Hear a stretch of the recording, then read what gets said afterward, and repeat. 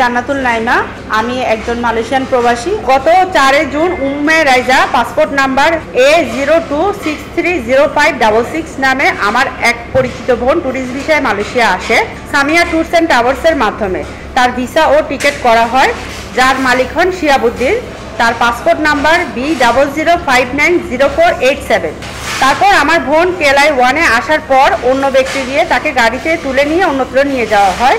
এরপর শিহাবুদ্দিন ফোনে আমার কাছে উম্মে রাইজা তার হেফাজতে আছে বলে জানায় এবং আমার কাছে মুক্তিপণ দাবি করে। আমি তাকে অনেকভাবে বোঝানোর চেষ্টা করি, তারপরেও সে আমাকে নানাভাবে মানসিক নির্যাতন করে। আমি বাধ্য হয়ে 06/06/2024 বিকাল 5 ঘটিকার সময় তাকে 5000 RM প্রদান করি। তখন সে বলল রাত 8টায় উম্মে রাইজাকে ফেরত দিবে। তারপর সে সারা রাত আমাকে রাস্তায় দাঁড়া করে রাখে এবং তার স্ত্রী সহ আমার সাথে নানা ধরনের তর্কযুদ্ধ করে এবং ভোর 4টায় আমাকে বলে আরও 4000 RM দিতে। যদি দিই তাহলে সে উম্মে রাইজাকে ফেরত দিবে, না হয় উম্মে রাইজাকে সে বিক্রি করে দিবে এবং আমার ছোট মেয়ে ওয়াজিয়া হোসেন তাবিনা ওকে সে কিডন্যাপ করে আমার মেয়েকেও বিক্রি করে দিবে। এমতো অবস্থায় আমি নিরুপায় হয়ে 7 তারিখে তাকে যথারীতি আবার অনেকভাবে বোঝানোর চেষ্টা করি যে আপনি আমার ছোট বোনকে দিয়ে দেন, না হলে কিন্তু আমি আইনগত ব্যবস্থা নিব। একমাত্র ওয়ালটন এসি দিচ্ছে 1 বছরের রিপ্লেসমেন্ট গ্যারান্টি এবং কম্প্রেসারের 10 বছরের গ্যারান্টি। সে তখন ফোনে আমাকে নানাভাবে হুমকি ধুমকি দেয় এবং তার পরিচিত আরেকজন আছে হৃদয়, সে সহ আমাকে বিভিন্নভাবে হুমকি ধুমকি দেওয়ার পরে বলল যে তোমার মেয়েকে আমি কিডন্যাপ করব এবং ওই মেয়েকে বিক্রি করে দিব। তখন আমি নিরুপায় হয়ে পুলিশের শরণাপন্ন হই এবং পুলিশ আমাকে সর্বোত্তক সহযোগিতা করে। রাত 2 ঘটিকার সময় আমার বোন উম্মে রাইজাকে উদ্ধার করে দেয় এবং ভোর 6 ঘটিকার সময় শিহাবুদ্দিন এবং তার স্ত্রী নূপুরকে অ্যারেস্ট করতে সক্ষম হয়। এ হচ্ছে শিহাবুদ্দিন, সে অ্যারেস্ট হয় এবং তার স্ত্রীও অ্যারেস্ট হয়।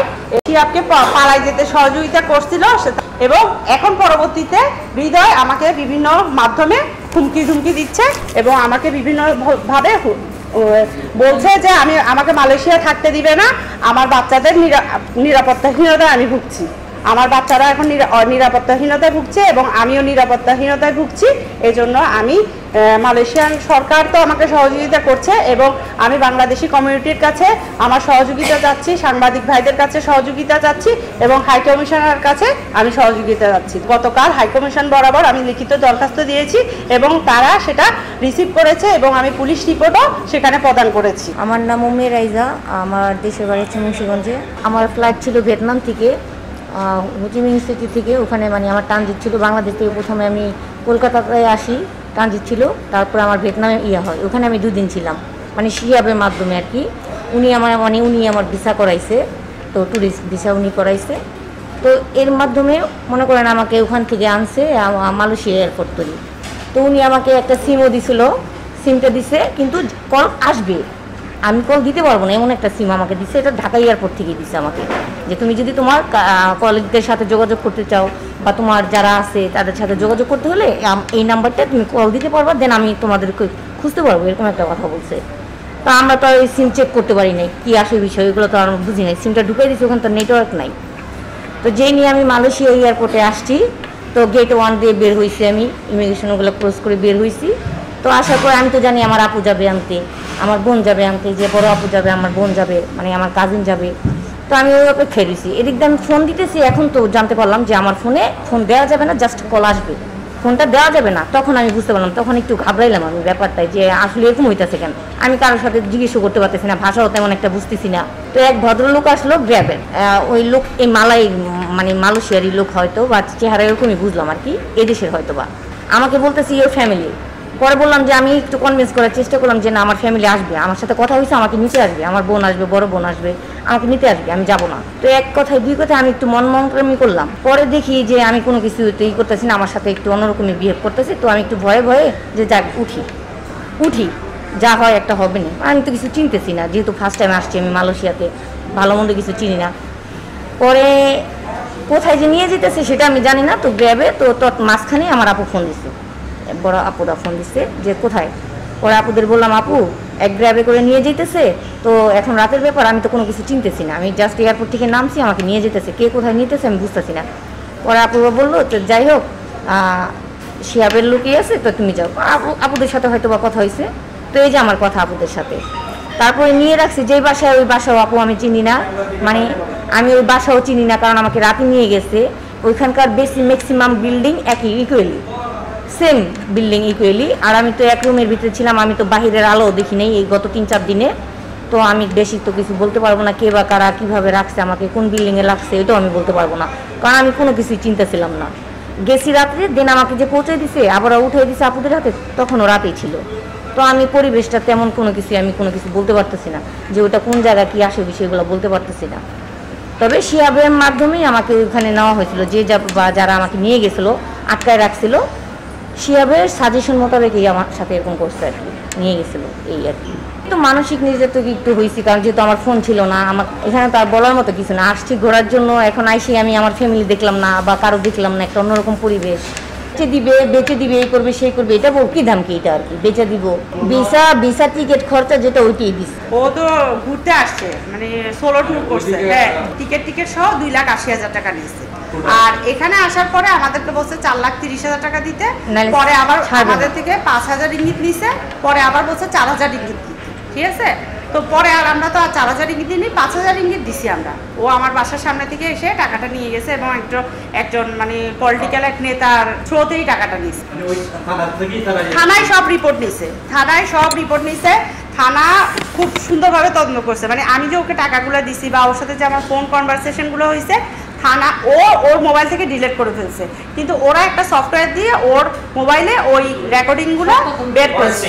হ্যাঁ বের করে ওনারা ম্যাচিং করছে, দেখছে যে হ্যাঁ আমি 5,000 রিঙ্গিত দিছি, এবং ওই 5,000 রিঙ্গিত ওর কাছেই ছিল। ও যে 2 দিন খরচ করছে, মানে ও তো 6 তারিখে আমার থেকে টাকাটা নিয়েছে, 6 তারিখ 7 তারিখ 8 তারিখ পর্যন্ত ওর কাছে যে ক্যাশ টাকাটা পাইছে এবং যে খাতে সে খরচ করছে, এগুলা ওনারা মিলানোর পরে ওনারা একটা রিপোর্ট করছে। এবং ওর মোবাইলে অনেকগুলো পর্নোগ্রাফি পাওয়া গেছে, এবং ওর বইয়ের মোবাইলে সেগুলো ব্যাকআপ হিসাবে পাওয়া গেছে, ঠিক আছে।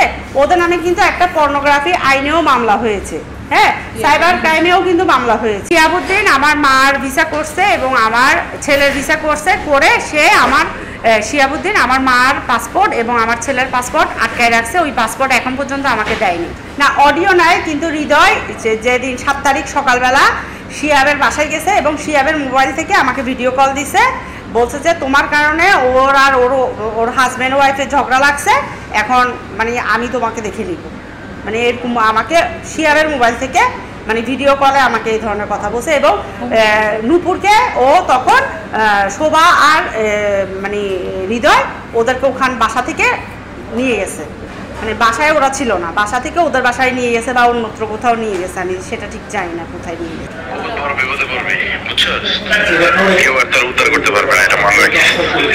আমাকে কেউ উদ্ধার করতে পারবে না, আমার মেয়েদেরকে কেউ উদ্ধার পারবে না। ও মানে ও যে একদম ভয়েসগুলো দিছে, এগুলো একদম রেকর্ডিং আমার কাছে আছে। এবং শিহাব যে আসলে আমার বোনকে অপহরণ করছে এবং আমার কাছ থেকে যে মুক্তিপণ নিছে, এটার এভিডেন্স থানায় যুক্তিযুক্তভাবে আছে, 100% আছে। এবং আমি সেদিন সারা রাত থানায় ছিলাম, সারাদিন আমরা থানায় ছিলাম, তার পরের দিনও সারা রাত থানায় ছিলাম। থানায় কিন্তু অনেক বড় একটা রিপোর্ট হয়েছে, এটা হয়তো আপনারা পরবর্তীতে ডাউনগি থানায় ওদেরকে 14 দিনের রিমান্ড দিছে, ঠিক আছে। 14 দিন পর্যন্ত হাজব্যান্ড ওয়াইফ দুজনকে রিমান্ড দিছে। এবং মানে এই চক্রের সাথে যদি আরো কেউ জড়িত থাকে তাদেরকে ধরার জন্য পুলিশ অনেক তৎপর।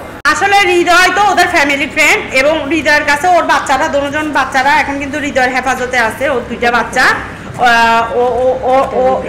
ওর হেফাজতে আছে। ও হচ্ছে যে বিভিন্ন মাধ্যমে মানে ও বলতেছে যে ও মালায়ু, তারপরে চাইনিজ, তারপর গ্যাংস্টার ওরা আছে অনেক কে এদের মাধ্যমে আমাকে মানে ইয়া করবে। এবং আমার বিল্ডিংয়ে মানে বিভিন্ন মানে মানুষকে দিয়ে মানে আমাকে ওরালি মানে থ্রেট করতেছে যে তোমার কিন্তু অবস্থা খারাপ হবে, তুমি কিন্তু বাঁচতে পারবা না, তোমাকে কিন্তু ইয়া করবো।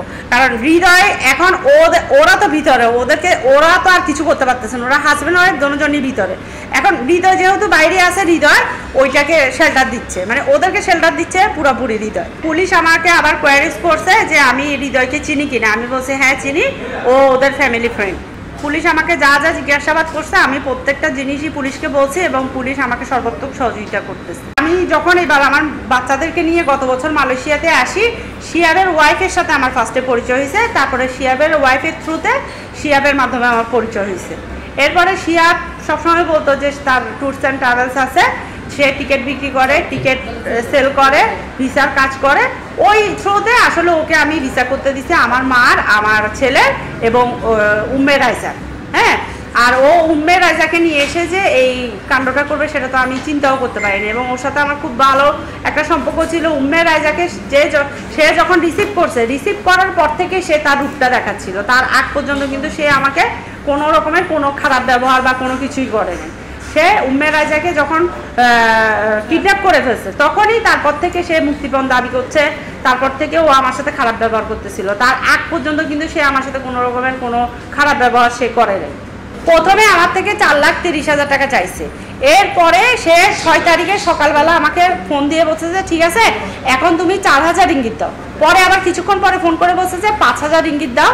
পরে আমি কি করছি, তো আমি যখন পুলিশ রিপোর্ট করছি তখন সে বিভিন্ন মাধ্যম থেকে আমাকে ফোন দিচ্ছিল যে আমি যাতে তার সাথে কমিউনিকেট করি। পরে আমি বলছি যেহেতু আমি আইনের আশ্রয় নিয়েছি তাহলে আমি আর কোনো কারোর সাথে কমিউনিকেট করব না, আমাকে আইন যে সিদ্ধান্ত দিবে আমি সেই সিদ্ধান্ত মেনে নিব।